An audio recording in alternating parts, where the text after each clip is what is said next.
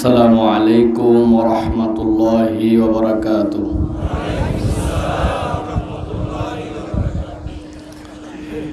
إن الحمد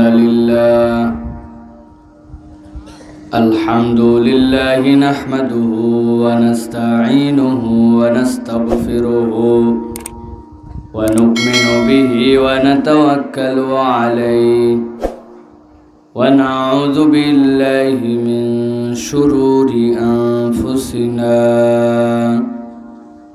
ومن سيئات أعمالنا. من يهد الله فلا مضل له ومن يضلل فلا هادي له، وأشهد أن لا إله إلا الله وحده لا شريك له، وأشهد أن سيدنا وحبيبنا وطبيب قلوبنا محمد الذي أرسل رسوله بالهدى ودين الحق ليظهره على الدين كله وكفى بالله شهيدا. فقد قال الله سبحانه وتعالى في كلامه المجيد وفي فرقان الحميد. أعوذ بالله من الشيطان الرجيم.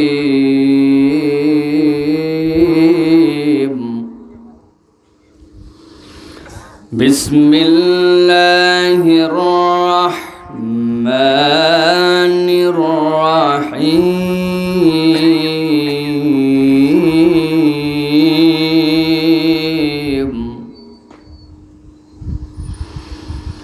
تبارك الذي نزل الفرقان على عبده ليكون للعالمين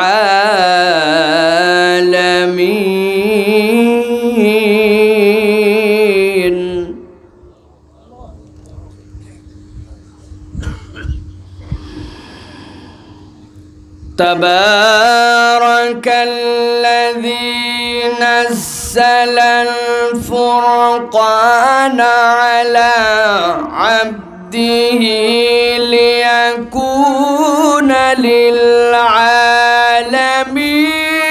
نذيرا.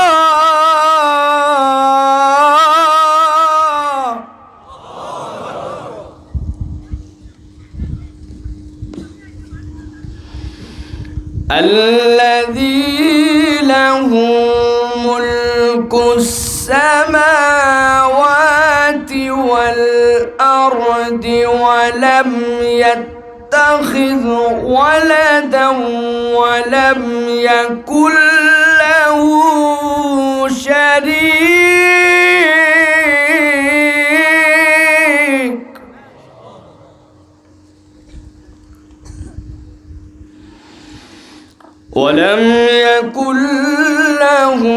شريك في الملك وخلق كل شيء فقدره تقديرا.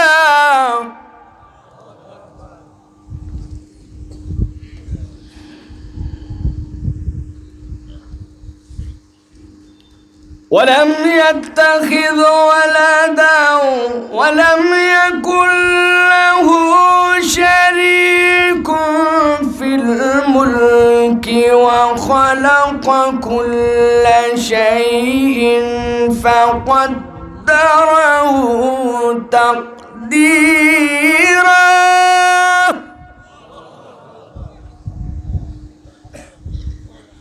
وقال الله سبحانه وتعالى آمرا ومخبرا للمؤمنين والمؤمنات إلى يوم القيامة إن الله وملائكته يصلون على النبي يا أيها الذين آمنوا صلوا عليه وسلموا تسليما اللهم صل على محمد وعلى آل محمد كما صليت على إبراهيم وعلى آل إبراهيم إنك حميد مجيد اللهم بارك على محمد وعلى آل محمد كما باركت على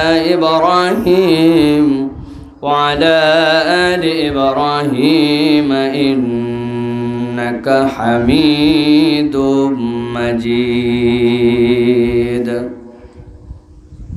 الحمد لله আল্লাহ রাব্বুল আলামিনের শুকরগুজার হচ্ছি যে আল্লাহ রাব্বুল আমিন আমাদেরকে ইসলামী সমাজ কল্যাণ পরিষদ মুখিগঞ্জের উদ্যোগে আজকের এই ১৬তম তাফসিরুল কোরআন মাহফিলের এই শেষ অধিবেশনে দৌলতে ঈমান দান করে সুস্থতার জীবন দিয়ে আল্লাহ রাব্বুল আমিন আমাদেরকে কোরআন শোনার জন্য আসার বসার তৌফিক মন মানসিকতা যোগ্যতা পরিস্থিতি দান করেছেন সেই রব্বুল আলামিনের কাছে তাঁরই শেখানো বাক্যে কালিমাতুশ শুকর আদায় করছি বুলন্দ আওয়াজে জবানের জড়তাকে দূর করে আল্লাহকে খুশি করার নিমিত্তে সকলে পড়ছি আলহামদুলিল্লাহ। দরুদ এবং সালাম বর্ষিত হোক আকায়ে নামদার তাজদারে মদিনা সরকারে দো আলম আপনার আমার প্রিয় রাসূল জনাবে মুহাম্মদুর রাসূলুল্লাহ সাল্লাল্লাহু আলাইহি ওয়াসাল্লামের প্রতি আজকের এই মাহফিলের সুযোগ্য সম্মানিত প্রধান অতিথি অত্র ইসলামী সমাজ কল্যাণ পরিষদের সম্মানিত সভাপতি আমাদের পার্শ্বে উপবিষ্ট অত্র এলাকার সুনামধন্য সুযোগ্য সাবেক দুইবারের সম্মানিত মেম্বার অব পার্লামেন্ট মঞ্চে নানান প্রান্ত থেকে অত্র এলাকার সুযোগ্য সম্মানিত শিক্ষাবিদ রাজনীতিবিদ জ্ঞানবান বিভিন্ন পর্যায়ের সম্মানিত ব্যক্তিবর্গ আমার সামনে উপবিষ্ট শ্রদ্ধেয় মুরব্বিয়ানে এজাম প্রিয় যুবকেরা স্নেহের ছোটরা পর্দার আড়াল থেকে যে মা এবং বোনেরা শুনছেন একবার সালাম দিয়েছি আরও একবার আপনাদের কাছে দোয়া পাওয়া এবং করার নিমিত্তে সালাম নিবেদন করছি আসসালামু আলাইকুম ওয়া রাহমাতুল্লাহ। আপনারা ভালো আছেন ভাই? আল্লাহ রাব্বুল আমিন আমাদেরকেও ভালো রেখে কিছু কথা বলার জন্য হাজির করেছেন এই জন্য আমরাও কৃতজ্ঞ আলহামদুলিল্লাহ। আমি আপনাদের কাছে নির্ধারিত একটা বিষয়ে কথা বলবো ইনশাআল্লাহ, তবে তার আগে বলতে চাই আমাদের আজকের যে মাহফিল ইন্তেজাম আমরা যে আসতে পেরেছি এই আসতে পারাতে কি আমরা খুশি না বেজার? কম না বেশি? এই যে খুশি আর বেশি এইটা কি বুঝে না না বুঝে? বুঝে। তাহলে যেহেতু আপনারা বলেছেন বুঝে, তাহলে আলোচনার শুরুতে আপনাদের সাথে আমার আর আপনাদের বুঝের একটা কম্বিনেশন দরকার, একটা শেয়ারিং দরকার। আমি আপনাদের কাছে সংক্ষিপ্ত 3টা প্রশ্ন জিজ্ঞাসা করব। যারা ভাত খেয়ে আসছেন তারা উত্তর দিবেন আস্তে, আর যারা ভাত খেয়ে আসেন নাই তারা উত্তর দিবেন জোরে, ঠিক আছে? যাতে করে বোঝা যায় না যে আপনারা খেয়ে আসেন নাই। অনেকেই খেয়ে আসেন নাই, কারণ আমার কাছে মনে হয়েছে মুখিগঞ্জের এই মাহফিলটা একটা আদর্শ মাহফিল। কি জন্য? আলোচনা শোনার জন্য পাবলিক আসে, আমাদেরকে আলোচনায় দেয় 11টা 11:30টার পরে। মানুষরে বিরক্ত ধরায়া, মানে বাড়িতে যাইতে পারলে বাসে এই সময় দিয়েছে প্রধান আলোচক। যত বড় দুনিয়ার সেরা বক্তা হোক, মানুষ আনন্দ করে কথা শুনতে পারে না, ঠিক না? আপনারা আলহামদুলিল্লাহ 8:30 থেকে 9টার মধ্যে দিয়ে দিছেন। আমরা চাইবো 11টার মধ্যে আমাদের মাহফিল শেষ, আমরা সুন্দর করে বাড়িতে চলে যাব, ঠিক কিনা? এটা আদর্শ মাহফিল, আলহামদুলিল্লাহ বলেন। এই জন্য আমি চাইবো আপনারা একটু অ্যাক্টিভ থাকবেন, একটুখানি চাঙ্গা চাঙ্গা করে কথাগুলো শোনার চেষ্টা করবেন। আর আপনারা জানেন কি না, আমি যেখানে কথা বলতে যাই আমি সবসময় বলি যে আমার শ্রোতা যারা, তাদের বয়স হচ্ছে 35-এর নিচে, 35-এর উপরে আমার কোনো শ্রোতা নাই। এই জন্য যাদের বয়স 35+, আপনাদের জন্য ছুটি দেয়া থাকলো। আপনারা মেহেরবানি করে 35+ যারা আছেন, যখনই খারাপ লাগবে 1 মুহূর্ত দেরি না করে আপনারা চলে যাবেন। কিন্তু যাদের বয়স 35-এর নিচে, আল্লাহর ওয়াস্তে বাবা, আপনার ভালো লাগ খারাপ লাগ যাই হোক, আপনি যাইতে পারবেন, ঠিক কিনা? যেইটা যাইতে চাবে এটা ধরবেন, আপনারা ঠাইসে ধরবেন। যদি কিছু বলে তো আমারে ডাক দিবেন, যেখানেই থাক প্যান্ডেলের কোনা পর্যন্ত যাই খবর দিয়ে আসবো আমি, কারণ এরা আমার শ্রোতা, আমরা সেম এজের। আমাদের জন্য আলোচনা, মুরব্বীরা যা ওয়াজ শুনছে জীবনে, ইনার আর জীবনে ওয়াজ না শুনলেও চলবে, ঠিক কিনা? আপনাদের কিছু কথা শুনতে হবে। 3টা প্রশ্ন করব, আপনারা কি বলছেন বুঝে আর খুশি মিল আছে কিনা একটু দেখবো আমরা। ইউরোপ আমেরিকার যে সকল দেশ, আমাদের ইংল্যান্ড থেকে সম্মানিত ভাই আসছেন, ইমাম সাহেব, আপনারা 4-5টা দেশের নাম জিজ্ঞাসা করবো, দেখি বলতে পারেন কিনা, এগুলো চেনেন কিনা। Australia, Canada, Sweden, Denmark, Italy, France, Spain, যেই দেশের নাম বললাম এইগুলো দেশ আপনারা চেনেন, নাম শুনেছেন? এবার উত্তর দেন। যেইগুলা দেশের নাম বললাম এইগুলা দেশ টাকা পয়সা, বিদ্যা বুদ্ধি, বিভিন্ন ধরনের আবিষ্কার, এইগুলাতে বাংলাদেশের থেকে পিছায়া না গায়া? মঙ্গল গ্রহে একটা যান গেছে, যাওয়ার পরে মঙ্গল থেকে ছবি তুলে তুলে পাঠাচ্ছে। গত 4 দিন আগে মঙ্গলে একটা ঝড় হয়েছে, ঝড়ের আপডেটও দিছে। এই যন্ত্রটা যারা পাঠাইছে তারা কি বাংলাদেশের থেকে জ্ঞান গরিমা বিদ্যা বুদ্ধিতে পিছায়া না আগায়া?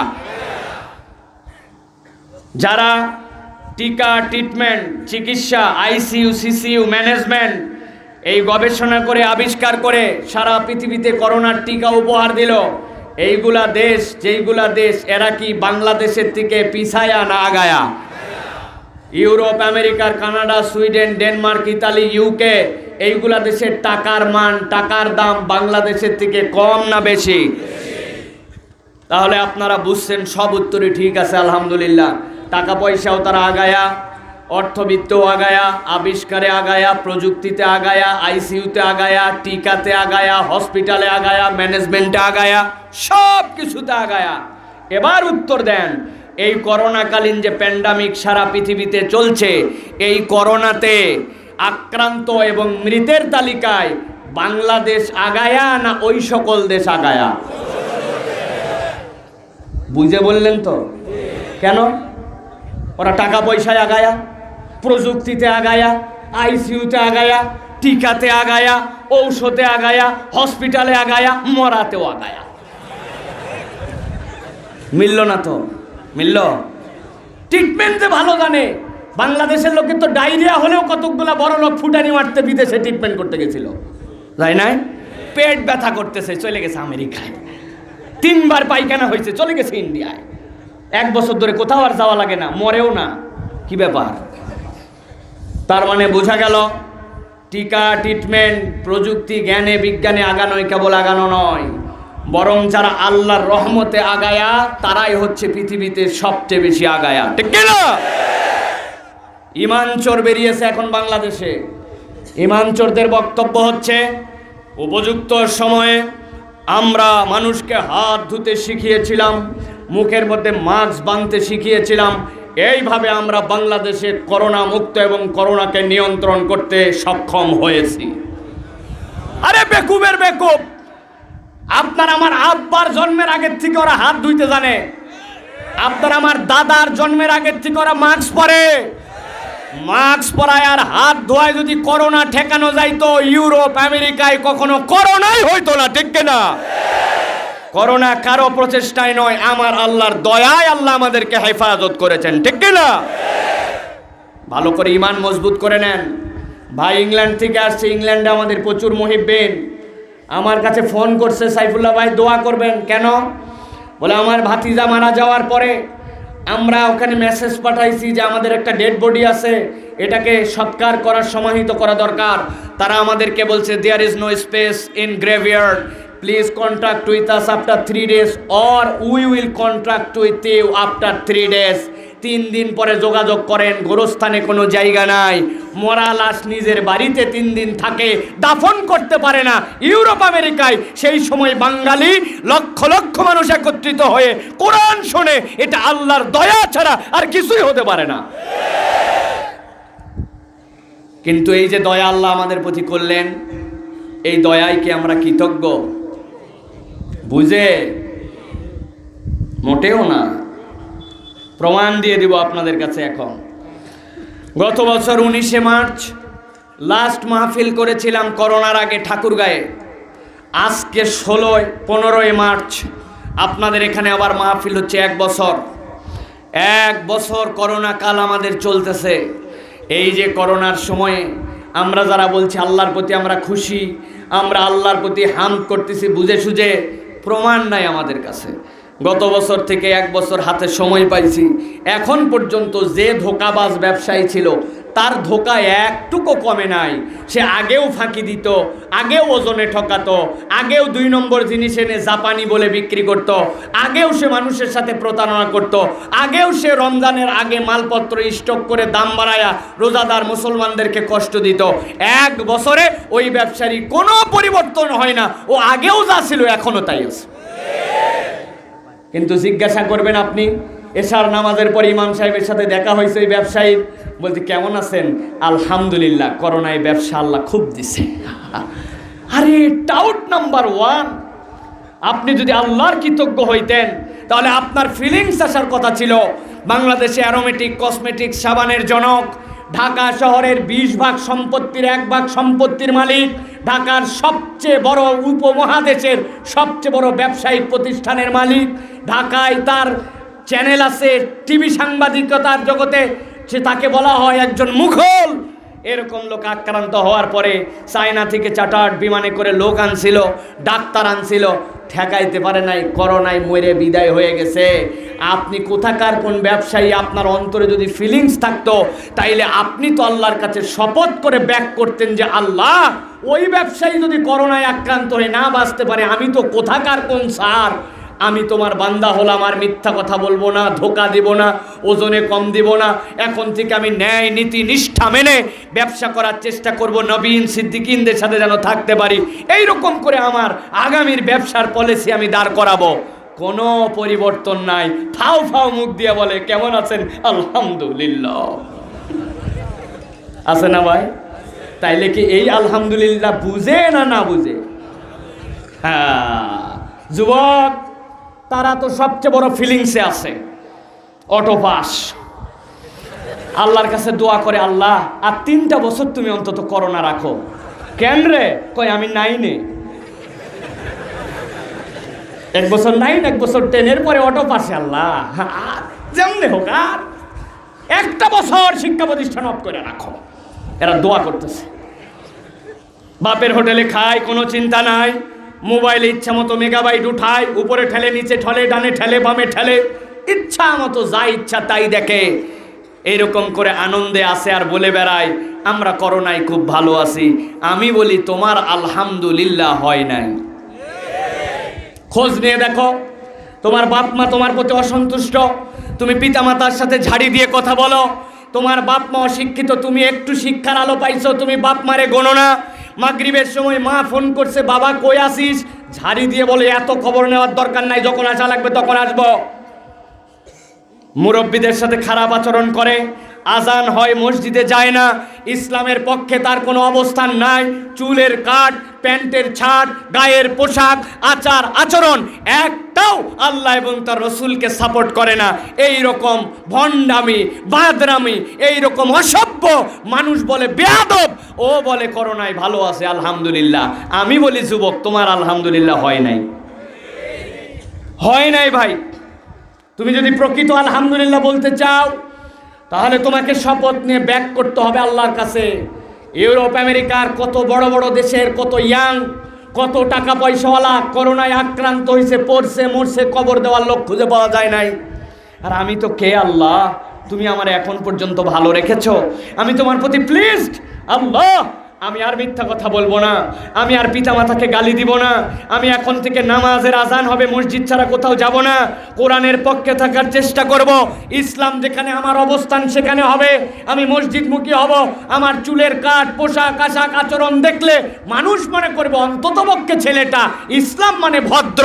এইরকম করে যদি তুমি তোমার চলার গতিপথ নির্ধারণ করো তবে তোমার আলহামদুলিল্লাহ হয়েছে, নচেত এখন পর্যন্ত তুমি আমি অকৃতজ্ঞ আল্লাহর বান্দা হয়ে চলতেছে। প্রিয় মুরব্বীরা, লাস্ট কথা আপনাদের জন্য বলি। যদি বলা হয় কেমন আছেন, আমাদের মুরব্বীরা শেষ বয়সে একটু দাড়ি মারি ছাইড়ে দেয়, আস্তে করে লম্বা জামা কাপড় ধরে। সিলেট অঞ্চলের মানুষ তো সুপারি খাওয়ার ওস্তাদ, পান সুপারি খায়। আগে ছিল দাঁতগুলা চকচকে, এখন বানাইছে তরমুজের বিচি বানাইয়া বিকালবেলা চায়ের দোকানে যে বসে গেছে। ডান পাশে বসছে গিবত কমিটির সভাপতি, বামে বসছে সেক্রেটারি, উনি হচ্ছে ক্যাশিয়ার। চায়ের অর্ডার দিয়ে এরপরে শুরু হয়ে গেছে উমুক প্রবাসীর বইয়ের কি হলো, তুমুক হুজুরের কি হলো, উমুক দলের কি হলো, তুমুক এমপি সাহেবের কি হলো, উমুক এবার চেয়ারম্যানে দাঁড়াতে চাইছিল, তার বইয়ের কি হয়েছিল, ভাইয়ের কি হয়েছিল। গিবত, গিল্লা, বাজে কথা, মিথ্যা কথা। নিজের স্ত্রী তার এখন পর্যন্ত পছন্দ করে না, ছেলের বইয়ের সাথে তার সম্পর্ক ভালো না, এলাকার বাচ্চা কাচ্চা উনারে দেখলে মসজিদে আসার পরিবর্তে মসজিদ থেকে বেরিয়ে যায়। এখন পর্যন্ত ইসলামের পক্ষে তার কোনো অবস্থান নাই। ছোট্টবেলায় 3টা সূরা শিখছে, কুলু আল্লাহ ইন্না তাইনা কাউসার, এর বাইরে 4র্থ সূরা জানে না। ও তাআলা জাদ্দুকা বললে ভয়ে কাঁপাকাঁপি করে। যদি বলা হয় দোয়ায় কুনুত বলেন, বলে এখনো কুলু আল্লাহ পরে পরে দোয়ায় কুনুতের কাম সারে। উনি বলতেছে আমি ভালো আছি আলহামদুলিল্লাহ। আমি তো বলি আপনার থেকে বড় আল্লাহ রাব্বুল আলামিনের কাছে 2 নম্বর কোনো মুরব্বী নেই। আমার উপর রাগ করতে পারেন, কিন্তু এটাই বাস্তবতা। আপনার পরিবর্তন চাইলে একটা শুধু ক্যালকুলেশন জানা উচিত ছিল। WHO বলেছিল যাদের বয়স 60-এর উপরে তারা সবচেয়ে বড় ডেঞ্জারাস অবস্থানে আছে। তারা আক্রান্ত হলে আর বাঁচার কোনো কায়দা নাই। আল্লাহর রহমতে বাংলাদেশে 60-এর উপরে মুরব্বী মরে নাই বললেই চলে, ঠিক কিনা? আল্লাহ তুমি আমাকে এত ভালো রাখলে, আমি এর যোগ্য নই, তবে তোমার কাছে একটু কৃতজ্ঞ হতে চাই। আগে কোরআন পড়তে জানতাম না, এখন কোরআন যেমনে পারি শিখবো, শপথ নিলাম। নামাজের দোয়া তাসবিহ মুখস্থ ছিল না, এগুলো ঠিক করার জন্য চেষ্টা করব। বাচ্চা কাচ্চা যেন ইসলামের পথে আসে, আমার প্রচেষ্টা থাকবে। কোরআন সুন্নাহ যেখানে আমার সংগ্রাম এবং আদর্শ, আমি সেখানেই নিমজ্জিত করে দিব। গিবত গিল্লা মুখে তালাক দিয়ে দিলাম, মিথ্যা কথা ছেড়ে দিলাম, সুদ ঘুষের সাথে সম্পর্ক থাকবে না। আগে কেবল ফরজ পালন করতাম, এখন নফল সুন্নাত এইগুলো পালন করার ক্ষেত্রে আমি অগ্রগামী হব। আল্লাহ বাকি জীবনটা তোমার রাস্তায় চলার জন্য শপথ নিলাম। আমি একজন মরার পরে আর কিছু না হলেও ভালো মানুষ হিসেবে যেন কবরে হাজির হতে পারি, সেই সংগ্রামে আমি নিজেকে নিমজ্জিত করলাম। আল্লাহ তুমি আমারে তৌফিক দাও। এইভাবে যদি বলেন this is the Real meaning of আলহামদুলিল্লাহ, নচেত আপনার আলহামদুলিল্লাহ হয় নাই। প্রিয় ভাই, আল্লাহ রাব্বুল আমিন আমাদেরকে বুঝ দান করুক, বলেন আল্লাহুম্মা আমিন। এখন বলেন আলহামদুলিল্লাহ বুঝে না না বুঝে? হ্যাঁ, শব্দ কমে গেছে। এখন ভাত খাওয়া দলেরও শব্দ কম, না খাওয়া দলেরও শব্দ কম, কারণ এখন জায়গা মতো ইঞ্জেকশন গেছে। টিকা তো এইটা, আরে করোনার টিকা নিয়ে আর না নিয়ে কি, করোনার মূল পিরিয়ড পার করছি আমরা। এখন করোনার টিকা বিলাস, নিব কি নিব না, কি ভাব আমাদের চিন্তা করছে। করোনার টিকা আমি নিব না, আরেকজন বলছে নিব, নিজেদের বিলাস। করোনার টিকা এইটা, করোনায় মৃত্যুবরণ করলে আল্লাহর কাছে শাহাদাতের মৃত্যু পাবেন, কিন্তু গাদ্দার হয়ে মৃত্যুবরণ করলে আবু জেহেল, উতবা, সাইবার সাথে হাচর নাচরে যাওয়া লাগবে। আল্লাহ আমাদেরকে বুঝ দান করুক, বলেন আল্লাহুম্মা আমিন। আলোচনা আজকে আমরা যে বিষয়ে করব ইনশাআল্লাহ, কোরআনুল কারীমের 4টা আলাদা সূরা থেকে আমরা একটা প্রসঙ্গে কথা শুনব। সে প্রসঙ্গটা হচ্ছে আমাদের সমাজে আমরা একটা বিষয়ে বড় উদাসীন। সেই ভূমিকা আমার জন্য 5-6 মিনিট লাগবে। ভূমিকা দিয়েই আমি আপনাদের কাছে মূল আলোচনায় প্রবেশ করব। আমরা আমাদের নবী মুহাম্মদ মুস্তাফা সাল্লাল্লাহু আলাইহি সাল্লামকে অনেক ভালোবাসি, ঠিক কি না? কিন্তু মুহাম্মদ সাল্লাল্লাহু আলাইহি সাল্লামের প্রতি কিভাবে ঈমান আনতে হয়, আরকানুল ঈমান বির রিসালাহ, ঈমান বির রিসালাতের আরকান কি, এটা আমরা অনেকেই জানি না। আমরা জানি আমার নবী মুহাম্মদ সাল্লাল্লাহু আলাইহি সাল্লাম, হযরত মুহাম্মদ সাল্লাল্লাহু আলাইহি সাল্লাম আমার নবী, এই কথা বললেই মনে হয় আমার ঈমান হয়ে গেছে, কিন্তু আসলে বিষয়টা তো সহজ নয়। রাসূলুল্লাহ সাল্লাল্লাহু আলাইহি সাল্লামের প্রতি আপনি যদি বিশ্বাস করেন, মুহাম্মদ সাল্লাল্লাহু আলাইহি সাল্লামকে যদি স্বীকার করেন, তাহলে আপনাকে তিনটা বিষয়ের প্রকাশ্য স্বীকৃতি দিতে হবে। কয়টা? কথা বলতে হবে, কয়টা? তিনটা। এক নম্বরে আপনাকে স্বীকার করতে হবে মুহাম্মদ সাল্লাল্লাহু আলাইহি সাল্লামের নবুয়তে বিশ্বাসের স্বীকৃতি আপনাকে দিতে হবে। কিসে বিশ্বাস? নবুয়তে বিশ্বাস। দুই নম্বরে তার মর্যাদা এবং ভালোবাসায় বিশ্বাস। কিসে বিশ্বাস? ভালো করে মুখস্থ করেন। দুই নম্বরে তার মর্যাদা এবং ভালোবাসায় বিশ্বাস। তিন নম্বরে তার আনুগত্য এবং অনুসরণে বিশ্বাস। এই তিনটা বিশ্বাস যদি আপনি বুঝে সুঝে দেন, তবেই মুহাম্মদ সাল্লাল্লাহু আলাইহি সাল্লামকে স্বীকার করা হয়, নচেত মুহাম্মদ সাল্লাল্লাহু আলাইহি সাল্লামকে স্বীকার করা হয় না। আমি আপনাদের কাছে ব্যাখ্যা করব ইনশাআল্লাহ প্রিয় ভাইরা। তবে আজকে আমরা যে বিষয়ে আলোচনা করব সে বিষয়টি হচ্ছে মুহাম্মদ সাল্লাল্লাহু আলাইহি সাল্লামের নবুয়তে যদি বিশ্বাস করতে হয়, তাহলে আমাকে কি কি বিষয়ে স্বীকারোক্তি দিতে হয়। ভালো করে মুখস্থ করেন। মুহাম্মদ সাল্লাল্লাহু আলাইহি সাল্লামের বিশ্বাসের মৌলিক ভিত্তি তিনটা। এর প্রথম বিশ্বাসের নাম নবুয়তে বিশ্বাস। মুহাম্মদ সাল্লাল্লাহু আলাইহি সাল্লামের নবুয়তে বিশ্বাসের স্বীকৃতি দিলে আপনাকে চারটা বিষয়ে বুঝে সুঝে স্বীকৃতি দিতে হবে, নচেত নবুয়তের স্বীকৃতি দেওয়া হবে না। আমি আপনাদের কাছে জিজ্ঞাসা করব, আপনারা উত্তর দিবেন। মুহাম্মদ সাল্লাল্লাহু আলাইহি সাল্লামের নবুয়তে বিশ্বাসের স্বীকৃতি কয়টা? সবাই হাতগুলা রেডি করেন, এরকম করে চার নখ নিজে বের করে রেডি করবেন। আমি জিজ্ঞাসা করব মুহাম্মদ সাল্লাল্লাহু আলাইহি সাল্লামের নবুয়তে বিশ্বাসের স্বীকৃতি কয়টা? আপনারা একসাথে হাত তুলে বলবেন চারটা। কয়টা? সবার হাত বেরোয় নাই। আবার মুহাম্মদ সাল্লাল্লাহু আলাইহি সাল্লামের নবুয়তে বিশ্বাসের স্বীকৃতি কয়টা? মুখস্থ করে ওয়াজ নিয়ে যেতে হবে। আপনারা বহু তাফসীরুল কোরআন মাহফিলে আসছেন, কিন্তু আজকের মতো ক্লাস পাবেন না। এটা ক্লাস হবে আজকে ইনশাআল্লাহ। এই জন্যই বলছি, মুরব্বীদের ভালো না লাগলে ছুটি, যুবকদের যাইতে চাইলেও যাওয়া নাই। তাহলে নবুয়তে বিশ্বাসের চারটা ভিত্তির প্রথমটা হচ্ছে রাসূলুল্লাহ সাল্লাল্লাহু আলাইহি সাল্লামের নবুয়ত সার্বজনীন। এটা আপনাকে স্বীকৃতি দিতে হবে। মুহাম্মদ সাল্লাল্লাহু আলাইহি সাল্লামের নবুয়ত সার্বজনীন। কি? মিন বাদি মুহাম্মাদিন সাল্লাল্লাহু আলাইহি সাল্লাম ইলা ইয়াউমিল কিয়ামা। মুহাম্মদ সাল্লাল্লাহু আলাইহি সাল্লামের পরে কিয়ামত পর্যন্ত যত মানুষ, যত দেশে, যত রঙে, যত ঢঙে আসবে, সকল মানুষের জন্য, সকল কালের জন্য আমার নবীর নবুয়ত সার্বজনীন, আমার নবীর নবুয়ত পারফেক্ট, আমার নবীর কেবল নবুয়ত চলবে, এই স্বীকৃতি দেওয়ার নাম মুহাম্মদ সাল্লাল্লাহু আলাইহি সাল্লামকে বিশ্বাস। দুই নম্বরে মুহাম্মদ সাল্লাল্লাহু আলাইহি সাল্লামের মাধ্যমে তার নবুয়তের সমাপ্তি হয়েছে। আমার নবীর পরে আর কোন নবী, এটা দুই নম্বর বিশ্বাস। এই বিশ্বাসে বাংলাদেশে একদল ভণ্ডামি ঢুকাইছে। তারা নিজেদের পরিচয় দেয় আহমেদিয়া, সুন্নিয়া, কাদিয়ানি, মুসলিম জামাত। নাউজুবিল্লাহ। ওরা কি বলে? ধোকা দেওয়ার প্রথমে বলছিল উনি ঈসা আলাইহিস সালাম, ঈসা মসিহ। লোকজন ঠাইসে ধরছে, এই বেটা ঈসা আসমানে গেছে, আসমান থেকে নামবে, তুই সারা জীবন এই জায়গায় থাকলি, তুই আসমানে গেলি কবে, আসলি কবে? ঠেলায় পরে বলছে না না, উনি ঈসা আলাইহিস সালাম না। তো কি বলে? উনি নাম মাহাদি। ইমাম মাহাদি কেমনে হইল? ইমাম মাহাদির নাম হবে মুহাম্মদ, তার পিতার নাম হবে আব্দুল্লাহ, মাতার নাম হবে আমেনা। উনি তাওয়াফ করা অবস্থায় মক্কা শরীফে প্রকাশ পাবে। তোর এই লোক ছিল সারা জীবন এই কাদিয়ানে, এই ইন্ডিয়ার মধ্যে পাঞ্জাবে, আর তুই বলিস ওই মাহাদি আলাইহিস সালাম। ধরা খেয়ে গেছে। শেষে বলছে না, উনি মুহাম্মদ সাল্লাল্লাহু আলাইহি সাল্লামের এই ইসলামী জীবন বিধানকে রিফর্ম করার জন্য, নতুন করে পুনরুজ্জীবন দেওয়ার জন্য, উনিও মুহাম্মদ সাল্লাল্লাহু আলাইহি সাল্লামের নবী, তবে উনিও একটু রেসালাত পাইছে। নাউজুবিল্লাহ বলে। আমাদের বক্তব্য, মুহাম্মদ সাল্লাল্লাহু আলাইহি সাল্লামের পরে কেউ নবী আছে এই কথা যদি বলে, তাহলে আপনি বাংলাদেশের সাংবিধানিক অধিকারে সব অধিকার নিয়ে বাংলাদেশে থাকতে পারেন। বাংলাদেশে ইহুদি আছে, নাসারা আছে, হিন্দু আছে, খ্রিস্টান আছে, উপজাতি আছে, প্রত্যেকে তাদের আইডেন্টিটি এবং পরিচয় নিয়ে থাকবে। কাদিয়ানিরাও বাংলাদেশে তাদের পরিচয় নিয়ে থাকবে।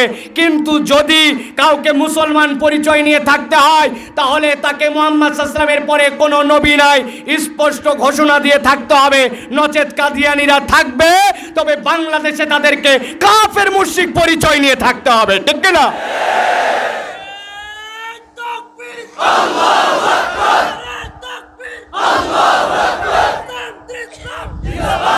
প্রিয় মুসলমানেরা, অনেকে আমাদের কাছে একটা কথা বলেন, তারা বলেন যে ওরা আছে থাক না, ওদের মতো থাক, আমরাও আমাদের মতো থাকি। আমাদের বক্তব্য হচ্ছে তারা তাদের মতোই থাকবে, তাদের সাথে আমাদের কোনো বাধাবাধি নাই। কিন্তু আপনি যদি আল্লাহর নবীর রিসালাতের সাক্ষ্য দিতে চান, আপনাকে মুখ দিয়ে বলতে হবে ওরা থাক, ওদের সাথে দুশ্মনী নাই, মারামারি নাই।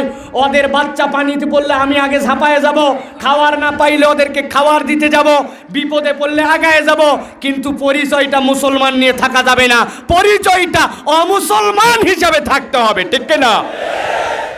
সুতরাং বাংলাদেশের প্রধানমন্ত্রী যদি নিজেকে মুসলমান দাবি করেন, রাষ্ট্রপতি যদি মুসলমান দাবি করেন, আপনারা ক্ষমতায় থাকা অবস্থায় এই দাবির স্বীকৃতি এবং প্রমাণ দিতে চাইলে আপনাদেরকে সাংবিধানিকভাবে, রাষ্ট্রীয়ভাবে সংসদে আইন করে কাদিয়ানীদেরকে কাফের ঘোষণা করতে হবে। এটাই ইমানদারের দাবি। ঠিক না? তাহলে আল্লাহর নবীর নবুয়তে বিশ্বাসের দ্বিতীয় দিক, রাসূলুল্লাহ সাল্লাল্লাহু আলাইহি ওয়াসাল্লামের পরে কোনো নবী নাই। 3 নম্বরে, রাসূলুল্লাহ সাল্লাল্লাহু আলাইহি ওয়াসাল্লাম নবুয়তের দায়িত্ব পরিপূর্ণভাবে আদায় করেছেন। এবার আল্লাহ বলছেন, নবী আপনার পরিচয়টা একটু তুলে ধরেন তো। যাকে তাবৎ পৃথিবীর মানুষের জন্য প্রেরণ করা হলো, তার পরিচয় কি আল্লাহ বলছেন জানিয়ে দেন। আল্লাহ আয়াতে কারিমার শেষ অংশে বললেন, বাশীরুন ওয়া নাযীর।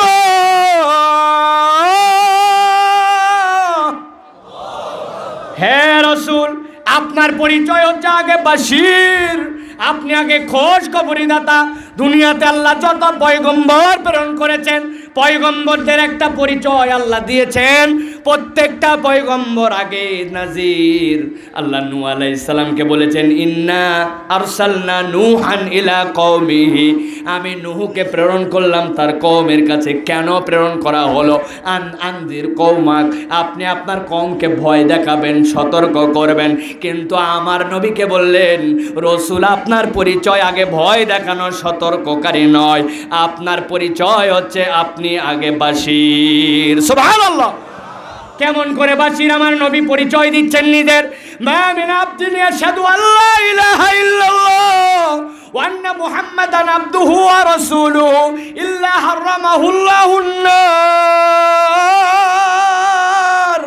আমার নবী বলছেন, ও দুনিয়ার মানুষ শোনো, তোমার কত গুনাহ, কত অপরাধ, দুনিয়ায় তুমি কত খারাপ। আমি আল্লাহর নবী হিসাবে তোমাকে বললাম, তুমি যত যেরকম ব্যক্তি হও না কেন, দুইটা বিষয় তুমি যদি আল্লাহর কাছে উপযুক্ততা নিয়ে হাজির হতে পারো। 1 নম্বরে আশহাদু আল্লা ইলাহা ইল্লাল্লাহ, আল্লাহর প্রতি সাক্ষ্য বিশুদ্ধ করে দিয়ে যদি আসতে পারো, ওয়ান্না মুহাম্মাদান আবদুহু ওয়া রাসূলুহু, আর আল্লাহর নবীর বিশ্বাসের ভিত্তি যদি তুমি মজবুত করে আসতে পারো, আমি রাসূল বাশীর হিসাবে আমার উম্মতকে জানালাম, তোর কত গুনাহ, কত অপরাধ, কত ভুল ভ্রান্তি, সবগুলা নিয়ে আয়, তবে এই দুইটা ঠিক করে আয়। আল্লাহ আমাকে এমন বাশারত দিয়েছেন, আমি আমার উম্মতকে জানালাম, এই দুইটা ভিত্তি যদি কেউ ঠিক করে আসতে পারে, চিরস্থায়ীভাবে জাহান্নামে থাকাকে আল্লাহ আমার ওই উম্মতের বান্দার জন্য হারাম ঘোষণা করেছে। আল্লাহ রাব্বুল আলামিন বলছেন, এবার আপনার দ্বিতীয় পরিচয় তুলে ধরেন। আমার নবীর প্রতি আয়াতে কারিমা আসলো, কুল ইয়া আইয়ুহান নাসু ইন্নী রাসূলুল্লাহি ইলাইকুম জামিআ।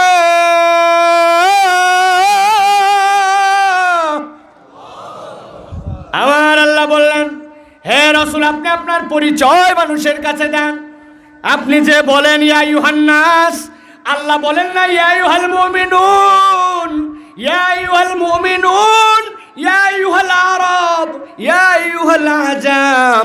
আল্লাহ একটাও কথা না বলে আল্লাহ বললেন, রসুল আপনি যে বলেন কুলিয়া আইয়ুহান নাস, দুনিয়াতে যত মানুষ আছে আমি আল্লাহর পক্ষ থেকে সব মানুষের জন্য নবী হিসাবে প্রেরিত হয়েছি।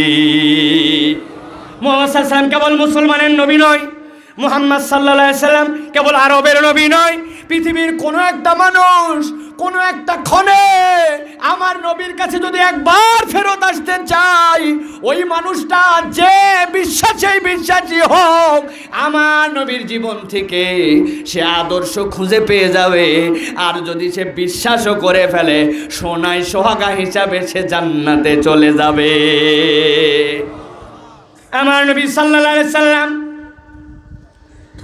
গারকাত বাকি, জান্নাতুল বাকি যেইটা, এই জান্নাতুল বাকির কোনায় দাঁড়ায় আছেন। যারা মদিনা শরীফে গিয়েছেন, আল্লাহ নবীর রওজা মোবারক জিয়ারত করার পরে জান্নাতুল বাকিটার সামনে দেখেছেন আপনারা অনেকেই। জান্নাতুল বাকির সামনে আল্লাহ নবী দাঁড়ায় আছেন। হঠাৎ করে একটা লোক আল্লাহ নবীর কাছে আসলো। আল্লাহ নবী যে ধরনের পোশাক সবচেয়ে বেশি পরতেন, তার মধ্যে ছিল নিচে লুঙ্গি পরতেন আর উপরে ইদার ব্যবহার করতেন, চাদর ব্যবহার করতেন। এহরামের কাপড়ের উপরে যেরকম চাদর পরে, নবী যেরকম একটা চাদর গায়ে দিয়ে দাঁড়ায় আছেন কোনায়। জিয়ারত করেছেন আল্লাহ নবী জান্নাতুল বাকি, গারকাত বাকিবাসীর জন্য আল্লাহ নবী দোয়া করেছেন, সেখানে করে ফেরত আসবেন। এমন সময় একটা লোক আল্লাহ নবীকে এসে বলছে, ইয়া মুহাম্মদ, বলতে দেরি নাই, নবীজি উল্টা দিকে ফেরত আছেন, তার দিকে ঘুরবেন। ঘোরার আগে নবীজির চাদরের কোনাটাই পিছন দিকে ছিল, পিছন থেকে ধরে এমনভাবে হ্যাঁচকা একটা টান দিয়েছে, আমার নবীর গলা মোবারক যেইটা ছিল, চাদরের টানের কারণে ছিলে যে রক্ত বের হওয়ার মতো উপক্রম হয়ে গেছে। আমার নবীর চেয়ে সুন্দর মানুষ পৃথিবীতে নাই, আছে? সৃষ্টি করেছেন আল্লাহ কাউকে? অনেকেই বলে ইউসুফ আলাইহিস সালাম অনেক সুন্দর, কিন্তু ইউসুফ আলাইহিস সালাম সুন্দর হলেও আমার নবীর থেকে সুন্দর পৃথিবীতে কিছুই আল্লাহ বানান নাই, ঠিক কিনা? আমার নবী সেরা। আমার নবীর থেকে সুন্দর রং, সুন্দর চেহারা, সুন্দর বর্ণ, সুন্দর দাঁত, সুন্দর চোখ, সুন্দর চুল, সুন্দর চরিত্রের কিছু আমার আল্লাহ বানানি নাই, থাকবে কোথায়, ঠিক কিনা? আল্লাহ নবী সাল্লাল্লাহু আলাইহি সাল্লামের ঘাড় মোবারক ছিঁড়ে গেছে। দূরে দাঁড়ায় আবু বকর সিদ্দিক রাদিয়াল্লাহু তাআলা, ওমরে ফারুক রাদিয়াল্লাহু তাআলা। আবু বকর সিদ্দিক হাসতে পারেন নাই। ওমর এই দৃশ্য দেখে লাফ মেরে এক দৌড়ায় আল্লাহ নবী সাল্লাল্লাহু আলাইহি সাল্লামের কাছ পর্যন্ত এসে গেছে। আসার পরে ওমরে ফারুক রাদিয়াল্লাহু তাআলা দৃশ্যটা দেখে রাগে নিজের ভিতরে আর সহ্য করার ক্ষমতা নাই।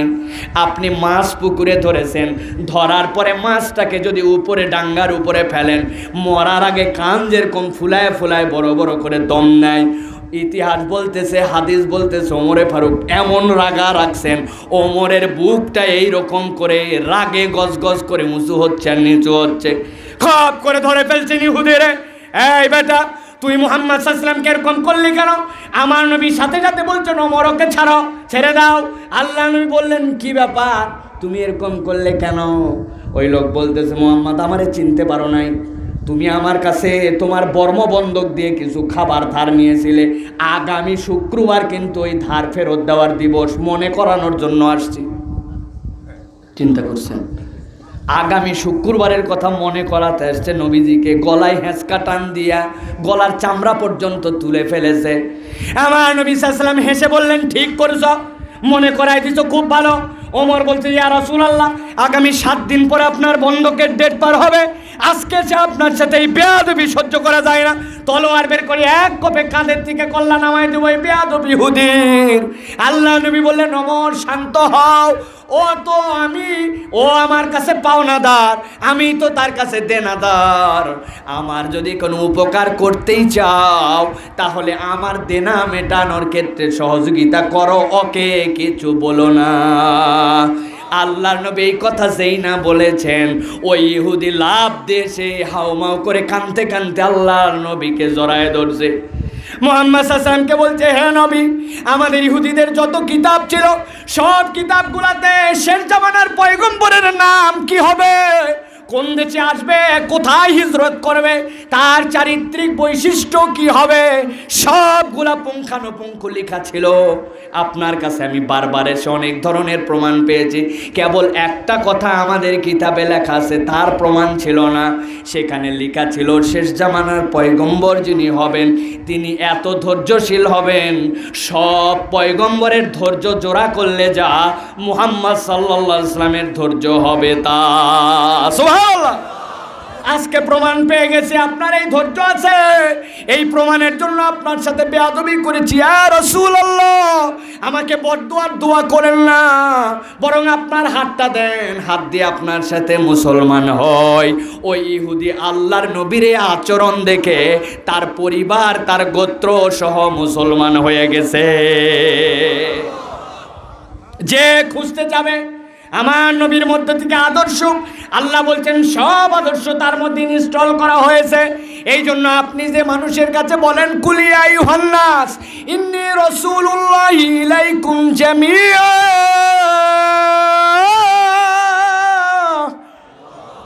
আমি সকল মানুষের জন্য, সকল যুগের জন্য আল্লাহ আমাকে পয়গম্বর করে প্রেরণ করেছেন। তিনি হচ্ছেন আপনার আমার নবী, যার তুলনা কেবল তিনি। সুবহানাল্লাহ।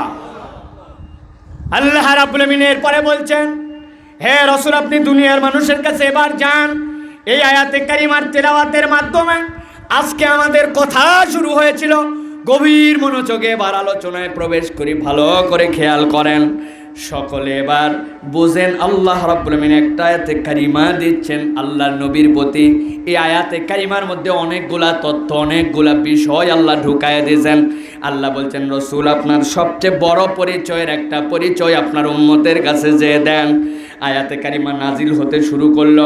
আল্লাহ নবীর প্রতি যখন আয়াত আসতো, সবচেয়ে কঠিন ধরনের ওহী হচ্ছে মাসলু সালসালাতিল জারাস, ঘন্টার ধ্বনির মতো নবীদের প্রতি ওহী আসতো। যখন নবীজির এত কষ্ট হইতো, আল্লাহ নবী কম্বলের নিচে চলে যেতেন, উটের পিঠে বসা থাকলে উটের থেকে নেমে যেতেন। যাওয়ার পরে নবীজির কপাল ঘেমে গেছে, শরীর ঘাম ছেড়ে দিয়েছে। আল্লাহর নবী এরপরে কম্বল থেকে বেরিয়েছে, সব সাহাবীর জন্য বললেন আমার আল্লাহ রাব্বুল আমিন তোমাদের জন্য একটা আয়াতে কারিমা দিয়েছেন।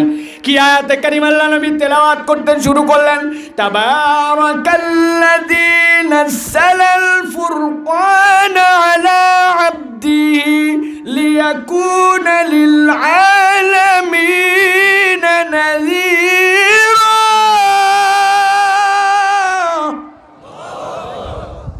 আমার আল্লাহ বললেন, কঠিনভাবে বোঝার চেষ্টা করতে হবে আয়াতের মধ্যে। আল্লাহ বলছেন তাবারাকাল্লাযী, প্রশংসা, বড়ত্ব, মহানত্ব হচ্ছে আল্লাহর। জিজ্ঞাসা করে উত্তর দেন তো, এই প্রশংসা, বড়ত্ব, মহানত্ব আল্লাহর, এই কথাটা বলছেন কে? একটু জোরে বলেন না, বলছেন কে? কার জন্য বলছেন? আল্লাহ। প্রশংসার ঘোষক আল্লাহ, প্রশংসা যার জন্য করা হচ্ছে তিনিও হচ্ছেন আল্লাহ। ব্যাপার কি? দুনিয়ার মানুষ একজন আর একজনের প্রশংসা করে, দুনিয়ার মানুষ আল্লাহর প্রশংসা করে, কিন্তু আল্লাহ কেন নিজেই নিজের এখানে প্রশংসা করলেন? ভালো করে খেয়াল করেন মুসলমানেরা, কোরআনের কতকগুলো আয়াতের টার্ম আছে, যে আয়াতগুলা বোঝার মধ্যে আমাদের অন্তরের মধ্যে মজার একটা তৃপ্তি আছে। কোরআনে দুইটা টার্ম আল্লাহ ব্যবহার করেছেন। কয়টা? একটা হচ্ছে আল হুরুফ আল মুকাত্তাআত, বিচ্ছিন্ন বিচ্ছিন্ন অক্ষর। আলিফ লাম মিম শুনছেন, হামিম শুনেছেন, ইয়াসিন শুনেছেন, তহা শুনেছেন, কিন্তু খেয়াল করেন নাই আল্লাহ রাব্বুল আমিন যেখানে আলিফ লাম মিম, যেখানে তহা, যেখানে হামিম, যেখানে ইয়াসিন বলেছেন, এর পরের আয়াতের মধ্যেই আল্লাহ রাব্বুল আলামিন কোরআন নিয়ে কিছু বলেছেন। সুবহানাল্লাহ। ইয়াসিন ওয়াল কুরআনিল হাকীম, আলিফ লাম মিম, যালিকাল কিতাবু লা রাইবা ফীহি, হামিম তানজিলুল কিতাব। আল্লাহ আল্লাহ যেখানে হামিম তহা আইন সিন আলিফ লাম মিম বলেছেন, পরে এই কোরআন সংক্রান্ত একটা আয়াত দিয়েছেন। মজার বিষয়, কেন আল্লাহ এরকম করে বললেন ভালো করে মনে রাখবেন। কোনো একটা মানুষকে যদি জিজ্ঞাসা করা হয়, বাঙালি না আরব, যারা জন্মের থেকে পড়ার পর থেকে আরবি কথা বলে, আরবিতে পণ্ডিত, যাদের একটা কবিতা যদি ওই কাবার ওয়ালের মধ্যে ঝুলে যায়, তারা নিজেদেরকে মনে করে নোবেল লরিয়েটস। এত দামি দামি তারা শব্দ চয়েস করে করে আরবি পণ্ডিতের কবিতা লিখতে পারত।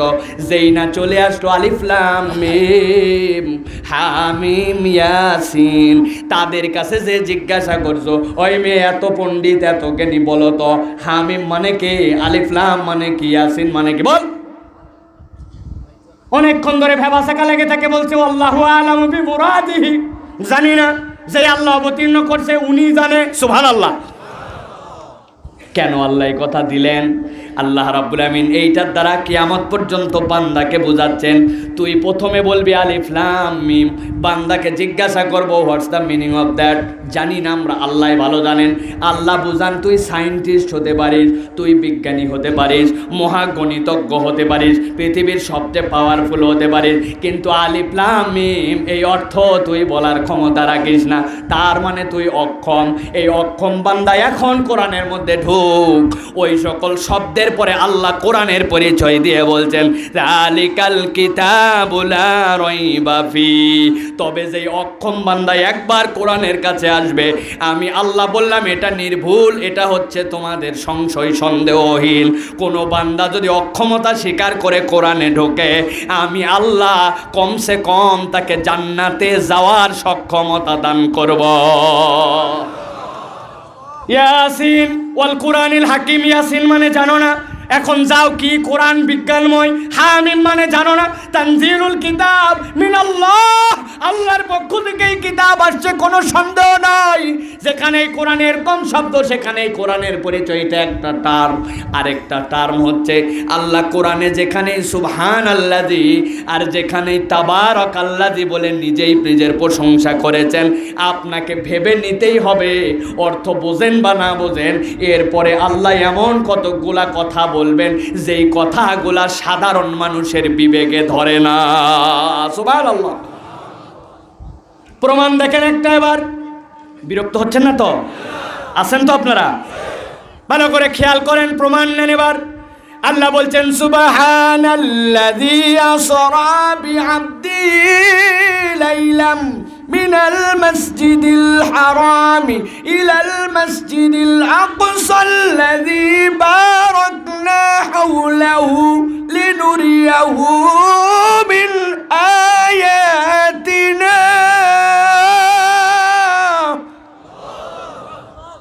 সুবহানাল্লাযী, প্রশংসা কার?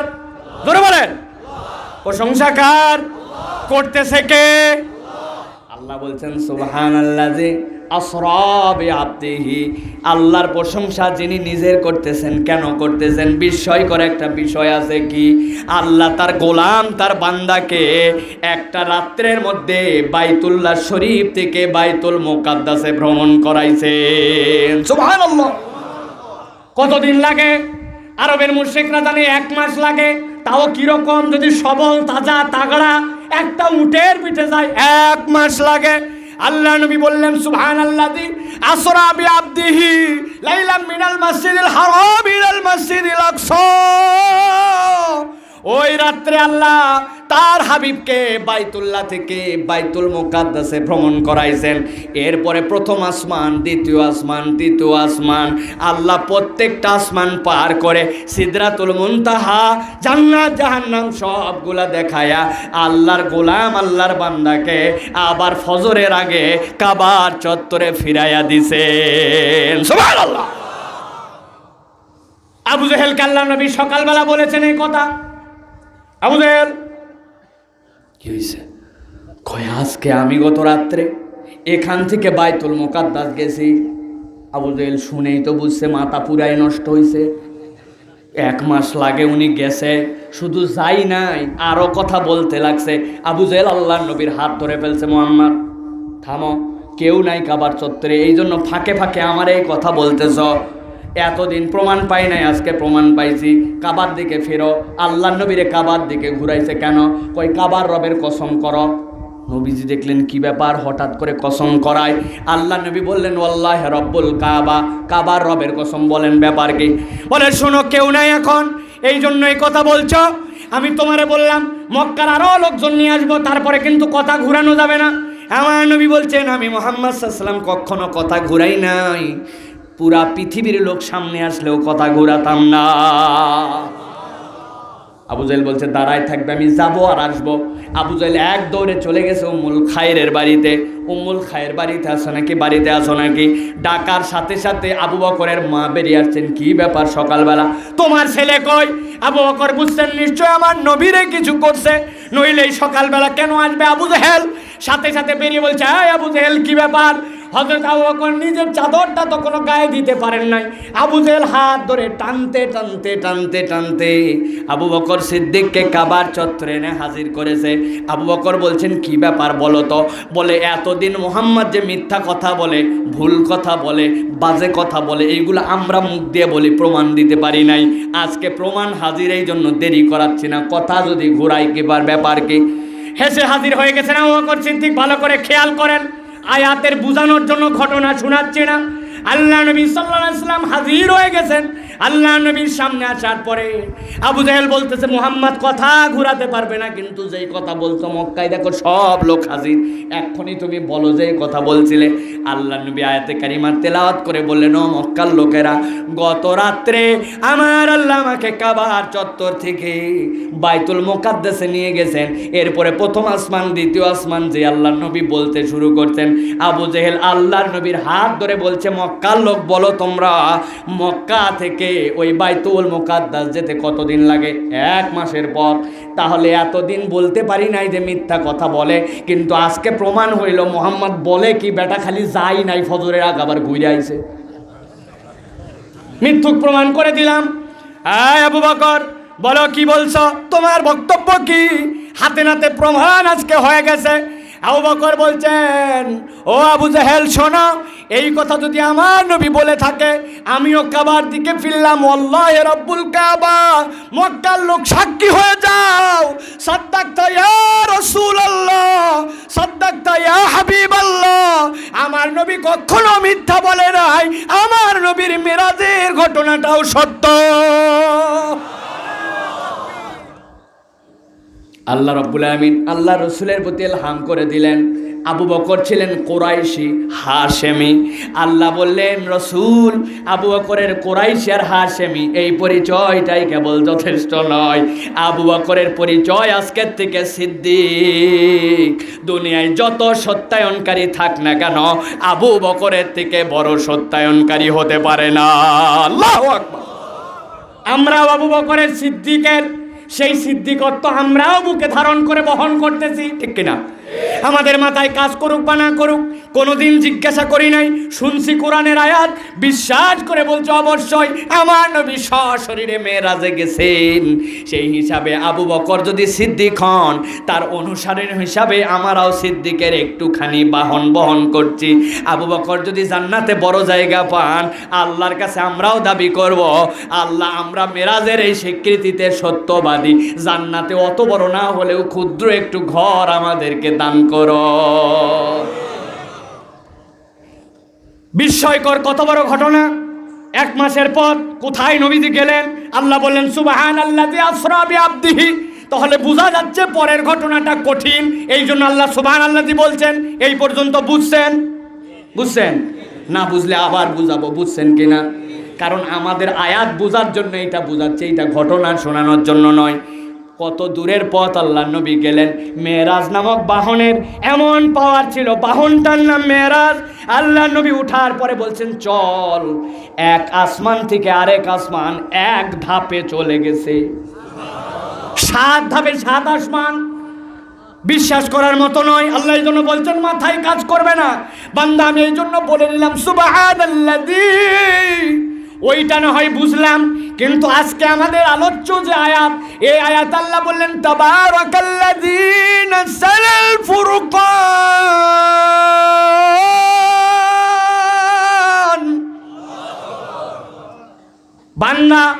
প্রশংসা বরত্ব আমি নিজেই নিজের করলাম। কি ঘটনা এমনের পরে যে এত বড় ঘটনার জন্য আল্লাহ বললেন তাবারাকাল্লাযী, বোঝার মামলা এখানে।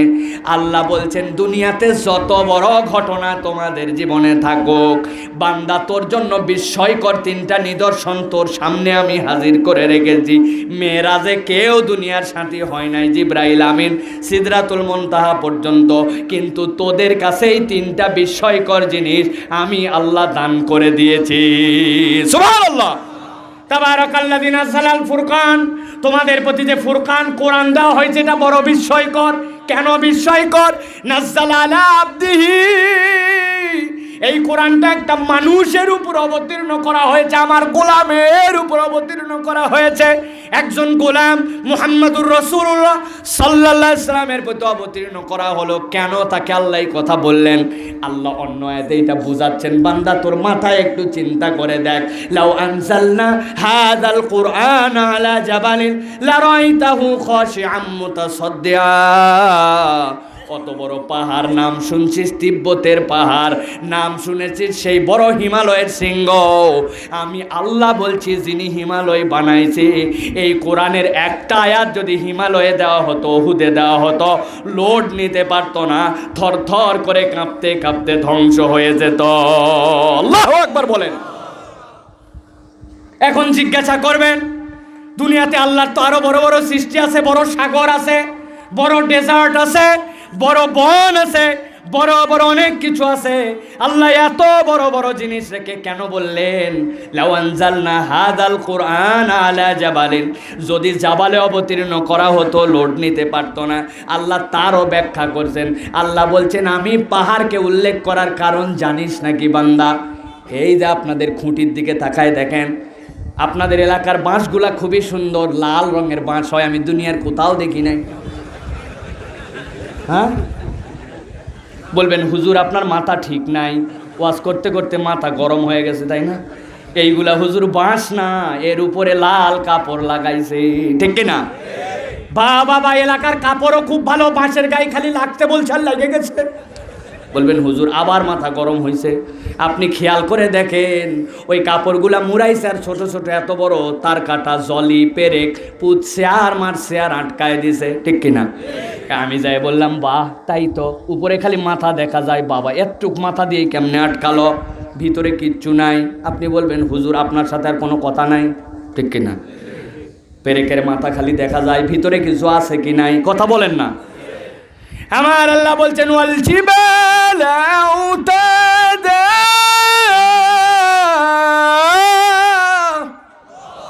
দুনিয়ার মানুষ এমনি এমনি আমি পাহাড়ের কথা বলি নাই, আপনাদের সাথে মজা করার জন্য বাঁশের কথা বলি নাই। আমি পাহাড়, যেই পাহাড়ে কোরআন অবতীর্ণ করলে কাঁপতে কাঁপতে শেষ হতো, ওই পাহাড়ের বর্ণনা দিলাম। ওই পাহাড়গুলা কেবল উপরের কমে এতটুকুই কেবল পাহাড় নয়, একটা পাহাড় উপরে যতখানি জমিনের মধ্যে পেরেকের মতো, ওই পাহাড়ের নিচের দিকেও আমি আল্লাহ ততখানি গেড়ে রেখেছি। যেই পাহাড় উপরে এতখানি ভিতরেও এতখানি, ওই পাহাড়ে একটা আয়াত নাজিল করলে সহ্য করতে পারতো না, অথচ ওই কোরআন আমি মুহাম্মাদের প্রতি অবতীর্ণ করেছি, আমার নবী একটুকু নড়াচড়া করে না। আল্লাহু আকবার। আল্লাহ রাব্বুল আমিন এবার বলছেন, একে কোরআন অবতীর্ণ করা বিস্ময়কর, দ্বিতীয়ত নবীজির প্রতি আসা বিস্ময়কর, এবার 3 নম্বর বিষয় হচ্ছে লিয়াকুনা লিল আলামিনা নাযীরা। 3 নম্বর বিষয়, এই কোরআনকে আমি আল্লাহ এমন ভাবে দিয়ে দিলাম, এই কোরআনে এমন সব থিম সেট করে দিলাম, কিয়ামত পর্যন্ত যত মানুষ আসবে সব মানুষের সতর্ক করে রাস্তা ভুল করতে চাইলে সঠিক রাস্তায় তুলে জান্নাতের পথ দেখানো, দুনিয়ার শান্তির পথ দেখানো, দুনিয়াতে অত্যাচারহীন সমাজ ব্যবস্থা কায়েম করার জন্য আমি আল্লাহর এই কোরআন কিয়ামত পর্যন্ত মানুষের জন্য যথেষ্ট হবে। সুবহানাল্লাহ। ছোট্ট একটা উদাহরণ তো বাড়ির কাছে আছে, সাকিব আল হাসান অ্যাড করলো, আসেন আমরা এখন এইচতে আগে যা পড়ছেন এখন পরিবর্তন করে হালাই। কি করতে হবে? কয় এখন থেকে এইচে আমাদের বাচ্চা কাচ্চাকে পড়াবো হ্যান্ড ওয়াশ। কেমবি সাহেব, হ্যান্ড ওয়াশ মানে কি? হাত ধোয়া। কারণ করোনাকে দূর করতে চাইলে হাত ধোয়া লাগবে। একজন মানুষ সেই শিক্ষা দিয়ে দেওয়া হয়েছে কেমনে হাত ধোবে 20 সেকেন্ড। আমি তো মজা করে বলছিলাম 20 সেকেন্ড মনে রাখবে কেমনে, এই জন্য ট্রেনিং দিছিলাম। হাত ধোয়ার 6টা স্টেপ আছে।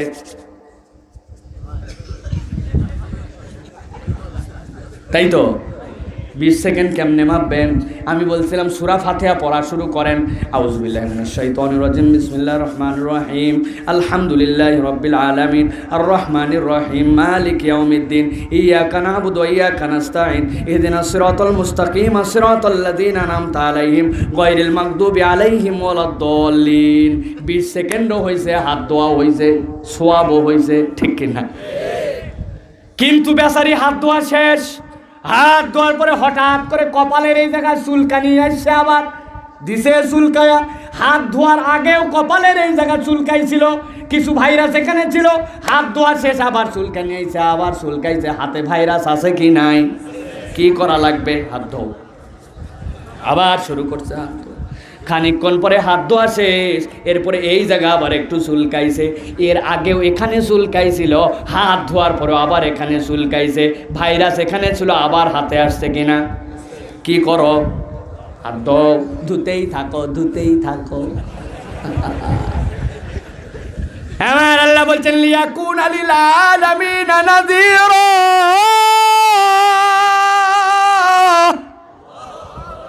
বান্দা, তোমাকে হাত ধোয়াতে নিরুৎসাহিত করছি না, হাত তুমি ধোও। কিন্তু আমি আল্লাহ যেই কোরআন আর নবীর জীবন দিলাম, জেনে রাখো হাতটা ধুবে, তবে আমার নবীর তরিকায় যদি ধোও তার থেকে পারফেক্ট হবে না। আগে 2 হাতের এই পর্যন্ত ধোও, তারপরে এই কোনই পর্যন্ত ধোও, তারপরে মুখমণ্ডল ধোও, মাথাটাও মসেও করো।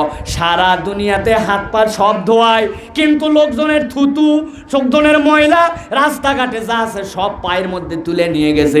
কেউ আজ পর্যন্ত বলল না পা ধোও, ঠিক কিনা? আমার নবী বললেন টাকনু পর্যন্ত পা ধোও। পা ধোয়ার পরে তোমাকে পূর্ণাঙ্গ পবিত্রতা দেওয়া হলো। দুনিয়ার সব পবিত্রতা কিন্তু আমার নবীর দেখানো সুন্নত কিয়ামত পর্যন্ত মানুষের জন্য পরিপূর্ণ, ঠিক কিনা? বিশ্বাস হয় তো? কিভাবে বিশ্বাস করবেন? আবার দেখি কতকগুলো এখন মুখিগঞ্জে দেখলাম, তারপরে সিলেটে দেখলাম, আজকে ওসমানী মেডিকেলের সামনে দিয়ে আসলাম, দেখে মাথার মধ্যে কতগুলো মশারি পরে আছে। দেখছেন আপনারা কি জন্য মশারি পড়ছে? কই ভাইরাস ঠেকাচ্ছে। ভালো কথা, ভাইরাস ঠেকান, আমার কোনো আপত্তি নাই। মশারি পরে ভাইরাস ঠেকান, কিন্তু জিজ্ঞাসা করি ওনার মশারির থেকে আমার টুপিটা, আপনার টুপিটা হার্ড, উন্নত, সুন্দর কিনা?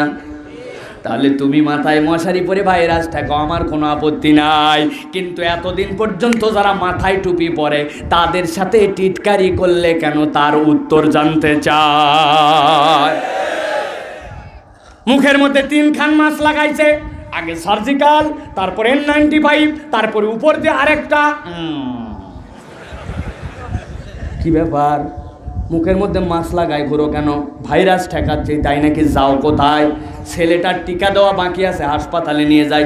ও বুবু, খবরদার এমনি এমনি যাস না, তুই একটা PPE পরে যা। এইটা আবার কি? কই উপর দিয়ে একটা মশারির মতো ড্রেস দেখিস নাই? কইটার দাম কত? কই নিম্নে 500, উপরে 5000। কই ওরে বাবা, এক টিকা দিতে যাবো 5000 টাকা কই পাবো? পড়তে পারবো না। কয় না না না, করোনার পরিস্থিতি খারাপের দিকে যাচ্ছে, অন্তত পক্ষে তো এটা পড়া লাগবে। নাই আমার কি করব? কই তোর বাড়িতে কেউ মোটর সাইকেল চালায় নাকি? বলে হ্যাঁ চালায়। কই যাদের বাড়িতে মোটর সাইকেল আছে তাদের বাড়িতে রেনকোট আছে, আছে না? কই কিছু না থাকলে অন্তত রেনকোট পরে যা। মহিলা এখন মাথার মধ্যে মশারি, গায়ের মধ্যে রেনকোট, মুখের মধ্যে 3 খান লাগায়া যায়, আমার কোনো আপত্তি নাই। আপনি সতর্ক হন, আপনি পড়েন। কিন্তু জিজ্ঞাসা, এখন আপনারা কেউ ব্যাকডেটেড বলে না, আপনারা কেউ জীবন্ত টেন বলে না। আপনি মুখ ঢাকার কারণে আপনি তো পিছিয়েও যান নাই। তাহলে আপনার আমার স্ত্রী যখন হিজাব করে, নিকাব করে, গায়ের মধ্যে বোরকা পরে, তখন আপনার জ্বলে কেন? আমার আল্লাহ বলছেন লিয়াকুনা লিল আলামিনা নাযীরা। দুনিয়ায় তুই আপডেট যত হতে যাবি, তোর দুনিয়ার আপডেটের জায়গায় গাফিলতি আর ধোকা, তোর দুনিয়ার আপডেটের জায়গায় ফাঁকি আর বোকা। কিন্তু আমি আল্লাহ তোর জন্য যে তরিকা দিলাম ওইটাই কিয়ামত পর্যন্ত মানুষের জন্য মুক্তির বার্তা। এই জন্য আমি আল্লাহ আগে বলেছে তাবারাকাল্লাযী, নিজের প্রশংসা নিজে করেছি, কারণ এই চিকিৎসাগুলা এই বুদ্ধিগুলা বান্দা তোর সাধারণ জ্ঞানে নাও ধরতে পারে। ঠিক না?